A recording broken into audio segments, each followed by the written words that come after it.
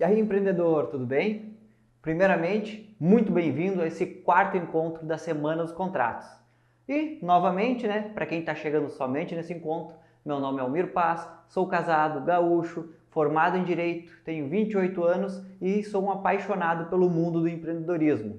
O meu propósito é te ajudar a entender e alinhar o mundo jurídico com o teu empreendimento. Já nesse encontro, eu quero te dar dicas simples e práticas para que você possa identificar, do ponto de vista jurídico, se você pode contratar ou não um prestador de serviços. E sabe por que eu entendo que esse tema é importante? É que tem muita gente preocupada em reduzir custos no seu empreendimento, seja por economia ou até mesmo para aumentar a sua margem de lucro, e acaba contratando prestadores de serviço para executar uma atividade que, pela dinâmica da forma como ela corre, deveria ser executada por um empregado. E a propaganda que a mídia fez após a reforma trabalhista sobre a possibilidade da contratação de prestadores de serviços, a famosa terceirização, em qualquer atividade da tua empresa, não ajudou a esclarecer sobre os riscos que isso pode trazer. Mas, para que você não fique somente com a minha palavra, eu vou te trazer dados divulgados pelo Tribunal Superior do Trabalho, que informou que em 2018 foram mais de 230 mil processos ajuizados pedindo o reconhecimento do vínculo de emprego. Agora imagine você nessa situação, sendo condenado a pagar uma indenização por dano moral pela não assinatura da carteira de trabalho daquele prestador de serviços, sendo condenado a recolher INSS, Imposto de Renda e FGTS de todo o período da prestação de serviços, sendo condenado a pagar adicional de hora extra, adicional noturno, adicional de insalubridade e periculosidade, a depender de como era desenvolvida essa atividade, a pagar aviso prévio, férias e 13º salário, que não foram pagos na época própria? Então, uma condenação dessas pode facilmente passar de 50 mil reais com relação a um prestador de serviços. Agora imagine se vários acabam ajuizando uma ação contra ti. Esse não é um cenário nada agradável, não é? Mas a boa notícia é que não precisa ser assim. E isso só vai depender da forma como você age. E é justamente por isso que eu quero te ajudar a entender a diferença entre essas duas formas de contratação e te dar dicas para identificar quando que você pode contratar um prestador de serviços e não um empregado. E o primeiro passo dos 3 que eu vou te passar, do meu ponto de vista, é entender a diferença entre essas duas espécies de contratação.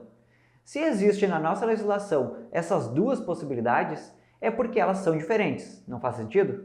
De forma simples, podemos dizer que o contrato de trabalho, esse que gera o vínculo de emprego, ele tem como objetivo principal, o foco dele, é a contratação da força de trabalho humano, contratação de uma pessoa. Você quer que aquela determinada pessoa troque o seu tempo e a sua expertise por um determinado valor. Perceba que o elemento pessoa é extremamente importante nesse tipo de contratação. Tanto é assim que um dos requisitos do reconhecimento do vínculo de emprego é justamente a pessoalidade. Ou seja, o empregado não pode se fazer substituir por outra pessoa, ele não pode mandar um substituto para fazer a atividade dele. É certo dizer também que nesse tipo de contratação, a atividade que vai ser desenvolvida, apesar de ser relevante, ela fica relegada ela fica para um segundo plano. Ela não é a situação mais importante desse contrato.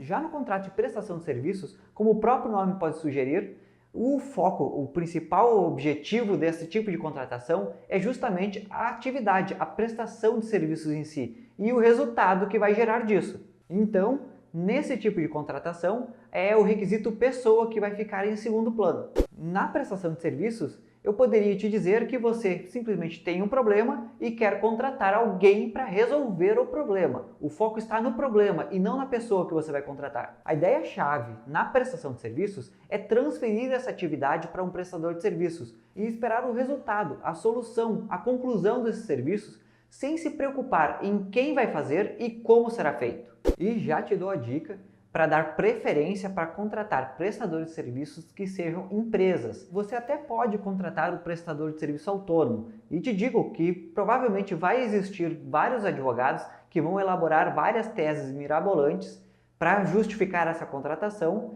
e que até existirão vários juízes que vão aceitar essas teses. Mas como a gente está num período de transição, de pacificação de entendimento, eu quero te dar uma posição, um entendimento mais conservador, para que você evite de correr esses riscos. Agora que a gente já sabe para que serve cada tipo de contratação, vamos então à primeira dica. Identifique qual é a sua prioridade. saiba o que mais importa para você nessa atividade. É ter alguém que desenvolva ela de acordo com o seu método, treinamento e orientação, ou que ela seja simplesmente concluída, resolvida? Só respondendo essa pergunta, você já pode descartar a possibilidade de contratar um prestador de serviços quando você tem interesse em saber como vai ser feita aquela atividade e quer realmente contratar uma pessoa em específico para resolver ela. Mas, mesmo assim, você pode estar na dúvida se isso é realmente importante para você ou não, dependendo aí das condições das próximas dicas. Então, vamos à próxima dica. E o segundo passo aí que a gente tem que fazer a construção para chegar na segunda dica é entender os requisitos de cada tipo de contratação. Nessa parte, devemos ficar atentos, pois existem aqueles requisitos gerais de qualquer tipo de contratação, aqueles que a gente viu lá no segundo encontro da Semana dos Contratos, e existem os requisitos específicos de cada tipo de contratação. Então, vamos direto aí para as regras específicas de cada tipo de contratação. No âmbito das relações de trabalho lato sensu, assim, de forma abrangente, mais global, o que inclui qualquer tipo de contratação, qualquer tipo de prestação de serviços, inclusive contrato de trabalho e prestação de serviços de uma forma geral, a gente tem que entender que qualquer prestação de serviços realizada por pessoa física de forma onerosa, não eventual e subordinada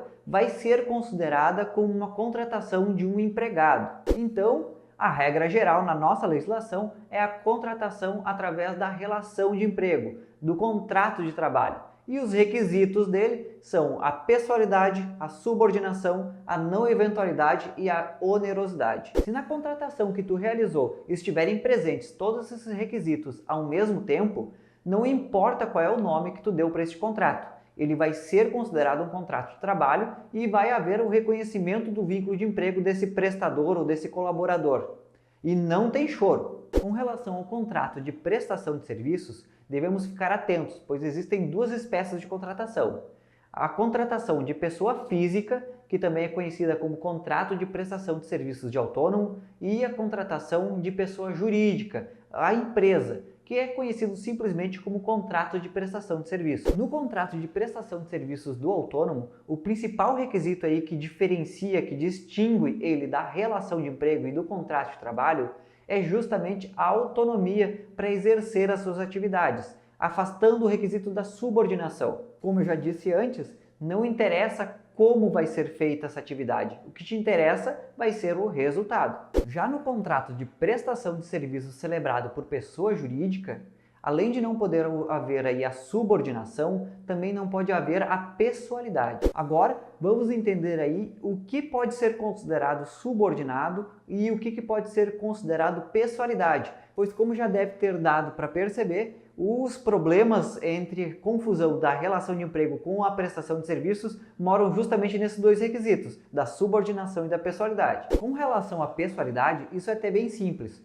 Você simplesmente não pode exigir que somente aquela pessoa preste os serviços. Não importa quem vai realizar o serviço, o que importa é o resultado. Então, posso dizer que a empresa que tu contratou para prestar os serviços pode inclusive subcontratar uma outra empresa ou um outro prestador de serviços. Já com relação ao requisito da subordinação, aí o caldo engrossa. As discussões no mundo jurídico sobre o que pode ser considerado subordinado ou não, ainda mais depois da reforma trabalhista, é gigantesca. E ainda não se tem um parâmetro bem definido. Até existem diversas teses mirabolantes justificando, dizendo que você pode contratar qualquer pessoa para qualquer atividade como prestador de serviços. Mas a minha dica é que você não se submeta a essa situação sem o acompanhamento de um bom profissional da área trabalhista e nem sem estar aí preparado financeiramente para uma eventual decisão desfavorável. No entanto, podemos trabalhar com as teorias mais conservadoras e evitar esse tipo de problema. Para fins de reconhecimento do vínculo de emprego,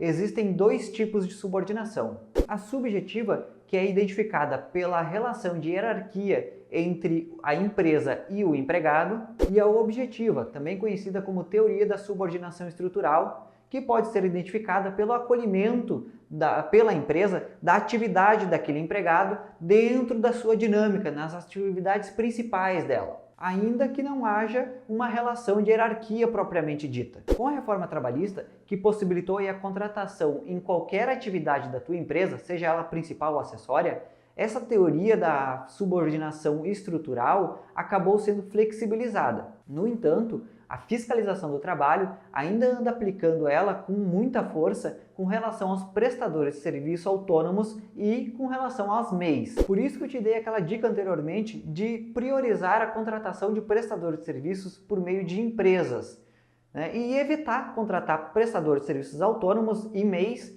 para realizar atividades, principalmente aquelas atividades que estão ligadas ao objetivo principal do teu negócio. Desta forma, você afasta qualquer possibilidade de reconhecimento da subordinação estrutural. Agora que já sabemos onde os requisitos da relação de emprego podem se confundir com a prestação de serviços, podemos já dar a nossa segunda dica. Verifique se a atividade e a forma de seu desenvolvimento preenche ou não todos os requisitos do vínculo de emprego. Concluindo que a sua prioridade é realmente o resultado daquela atividade e que a dinâmica, a forma como ela vai ser desenvolvida não preenche os requisitos do vínculo de emprego, o terceiro passo para poder contratar um prestador de serviços é cumprir as formalidades legais. Para que uma prestação de serviços seja válida na forma da lei, devemos observar para que nessa relação exista os seguintes requisitos: efetiva transferência de execução de atividades à empresa prestadora, com objeto contratual. A autonomia na execução da atividade nos limites do contrato de prestação de serviços. Ter CNPJ e registro na junta comercial. A capacidade econômica compatível com o número de empregados. Com relação ao último item que eu te disse, o item D, devemos ficar atentos ao que diz o artigo 4º, inciso 3, da Lei 6.019 de janeiro de 74. Com exceção dos itens C e D, os demais requisitos que eu te disse demonstram como indispensável para a validade do contrato de prestação de serviços a existência de um contrato escrito. Então, não vale aquela contratação só no fio do bigode, como dizem no interior do Rio Grande do Sul. E mais, se demonstra ser extremamente importante ter um contrato estrategicamente redigido, a fim de indicar todos os requisitos da lei, ou seja, a transferência da execução da atividade e a autonomia na execução dela. Caso contrário, você corre o risco de ter essa relação aí com esse prestador de serviços reconhecida como uma relação de emprego e ficar à mercê de condenações e multas administrativas que podem inclusive levar uma empresa à falência. E aí, ficou com alguma dúvida com relação à matéria que foi tratada na semana dos contratos? Me mande aí nas redes sociais ou deixe aí nos comentários. Terei o maior prazer em te ajudar. Muito obrigado, tchau!